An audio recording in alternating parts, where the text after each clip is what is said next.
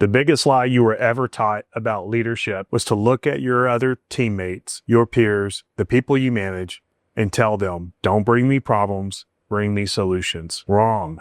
That is the biggest lie, the biggest misadvice that I've ever seen in business for leaders. And let me tell you why. When it comes to organizing and developing our best people, building a high-performing team, and getting the right stuff done, it turns into a problem fest. Everything in business is about problems. We've got to overcome problems. It means we've got to be great at solving problems, understanding problems, working through problems, and talking about problems. So let's talk about some problems.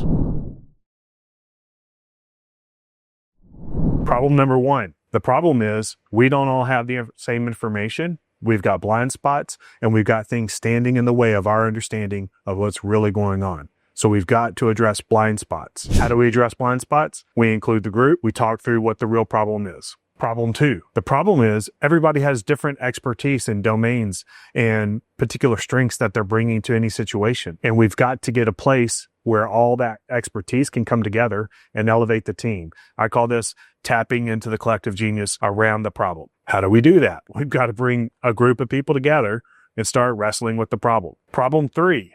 The problem is we don't all understand what's actually going on. We don't really see the same problem. We're not thinking about the same problem. And so sometimes we hear a problem and we think, oh yeah, that's the same problem I have. But in reality, what we're experiencing is a totally different problem. How do we understand this? We've got to define a problem statement. So instead of vague language that describes a problem generally, like, hey, we have a cash flow problem, or hey, our team isn't working the way it should.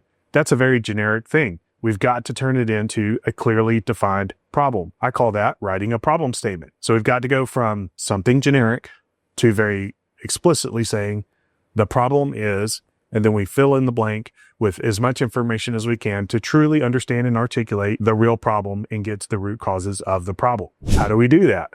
Simply, we bring the people together, we rationalize our problems, and we put them in one place and say, this is what we're saying the problem is. Do we agree? Yes, yes, yes. Sounds like a good problem statement. Let's work on it. Problem number four. The problem is we've got a whole bunch of issues to deal with. It's like a can of worms. Once we open it up, Pandora's box is open and all these problems come pouring out, and that's okay. I call this the problem purge, and we want to literally surface all the problems that we have so that we can make sense of what's going on. And then we want to change from what are all of our problems to sense making. How do we make sense of all these problems? What does this tell us? So that's the key idea here is we ask ourselves, what does this tell us? We can start to group our problems together. I call this like clustering or theming together. And we can start to see like, okay, we've got like 5 or 6, maybe 10 major themes that are emerging from all of our collective ideas around what the problem is. So by doing that, we get to go from releasing our problems, talking through them openly without any fear of conflict, to then shaping our problems into little buckets so that all the problems start to make sense because they're sort of thematically connected. And then we get to label what those problems are and say, okay, turns out these handful of things are fitting this category of maybe it's HR or it's staffing or it's attention focus issues, it's prioritization issues, whatever. So once we do that, now we've got all of our information organized and we can clarify those problem statements by what were the signals of those problems. This helps us understand what problems we're trying to actually solve, what we want to deal with, and the nature of these problems while bringing the entire team together. That allows us to have great problem statements, a lot of understanding of everybody's expertise and how they view the problem, and then we can move it to the final step in this process, solution statements. Solution statements are how we organize problems and we ask ourselves, how might we address this problem statement? And we'll say, how might we deal with our cash flow issues with only 12 weeks of cash available? That's an example of the problem statement.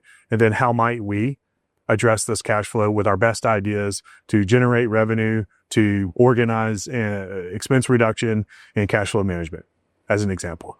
And then we can ideate our best ideas around those very clear problems using how might we. This moves us into the solution space. So we get to go from thinking about problems to thinking about solutions. What's great about this is we get to do it as a team using our expertise, and everybody has shared context of what's going on. And because of that shared context, we get to have chains of insights that operate at a much higher level than the idea of you just telling somebody, don't bring me problems, bring me solutions. Because when one person goes and tries to identify the problem and identify the solution, they're operating in a vacuum. But when we do it together as a team, we go from having unclear problems to very clear problem statements. We go from having vague ideas of the solution to being able to work together collectively to have really great ideas of what the solution is.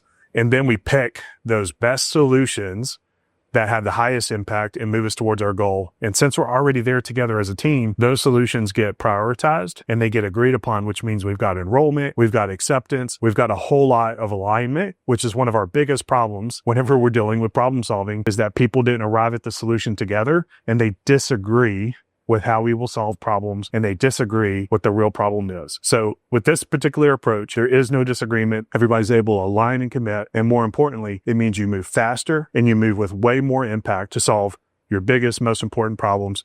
Everybody knows that they were seen, heard, and understood, and everybody played a part in diagnosing the problem and coming up with the best idea to solve it. And then everybody can get to work on it.